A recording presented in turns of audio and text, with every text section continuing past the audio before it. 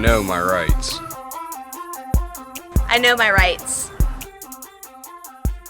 I know my rights. Ignorance of the law is no excuse, and that's why you've got to know the law that applies to you. Hi, I'm BJ Bernstein. I'm an attorney, and I'm the founder of My Fifth, a nonprofit organization devoted to teaching people under 21 the law. Today, we're going to start with a controversial subject that's going to be about sex. What are the laws that apply to underage sex? I had no idea until after I was charged what I was facing. How old do you have to be to legally have sex in the United States? You may be surprised by the answer. In the majority of states, it's either 16 or 18 years old. That may surprise you because you know and I know the realities, which is a lot of people choose to engage in sexual relations much younger than the age of consent allowed by the law. And why should that concern you? Because you could face criminal prosecution, either for a misdemeanor, less than 12 months in jail, or a felony, depending on how far apart you are in age. For instance, if you're 18 and a senior in high school, choose to have sex with a 14-year-old who's a freshman, in some states, because you're 4 years apart, that could actually make it a felony. So it's very important for you to look at the law in your state and consider that when you're deciding whether to have sex with someone. If it was taught in school, it wouldn't be a problem. But it's not taught in our schools or nothing, you know? So we coming out in the world not knowing too much of nothing until something come up and we get in trouble.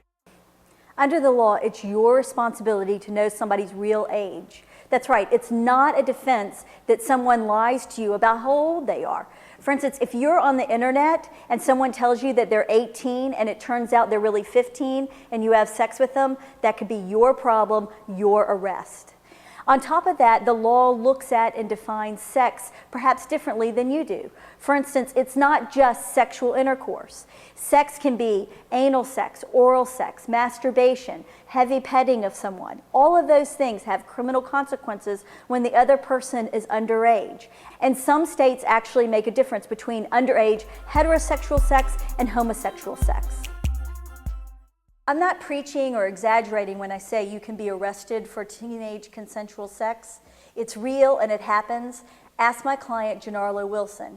You see, he was 17-year-old high school senior, 3.2 GPA, star athlete, prom prince, college bound. He and his buddies for New Year's Eve rented a hotel room and decided to have a party and invite some girls over.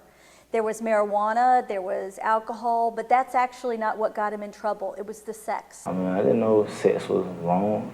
Specifically, he received oral sex from a 15-year-old classmate, and that resulted in a 10-year prison sentence. I definitely know, being with someone 2 years under me could cost me 10 years in prison. What is the law of consent? It should seem really easy. It should be common sense. But when you find yourself in the courtroom facing charges, it's not so simple. The facts can get hazy, partially when the parties are drinking or high on drugs. For instance, if one person is sober and the other person isn't, does that become rape? Is there consent to have sex? Or are both parties wasted? Can they agree to sex? Then you get into other issues in the courtroom about who's saying yes, who's saying no, and what actions mean yes or no. All those things come into play when we talk about the subject of date rape. Very serious allegations that, again, could land you in prison. You can't be around kids, so that's basically telling you can't have any of your own.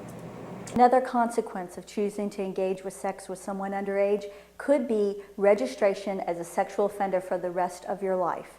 You've been hearing about it on the news, these sex offender registries that are supposed to be stopping adult sexual predators against kids. It actually can apply to teens having sex with other teens. You need to check the law in your state. These laws prevent you from living within 1,000 feet of a school, a church. They even prevent you from living in an apartment complex that has a swimming pool so that you have to stay away from kids. If you're thinking about having sex with someone, you need to see whether you have what's called a Romeo and Juliet provision. What that type of law says is that if you're within a certain age range and under 18, perhaps 3 years apart or 4 years apart, then you engage in consensual sex, you're not on a sex offender registry. When you choose to be intimate with someone, when you care about them and love them, do you really want to end up on a sex offender registry for the rest of your life later on? You've got to check the law in your state. The day before I got incarcerated, I went to church and I let the pastor lay hands on me about it. And I cried then, cried when I was convicted. And, you know, it goes on. Just cause you don't know the law, the judge won't cut you no slack. But lucky for you, right now got your back. So I hope that you're listening. These are your rights, they belong to you, you a citizen. Due process might save your life. Plus the Fifth Amendment, gotta know your rights. It's in the Constitution, so take my advice.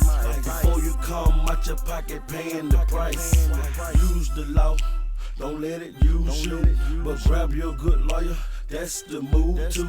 So just be smart, stay on your P's and Q's, cause you don't want to go to jail for something you didn't do.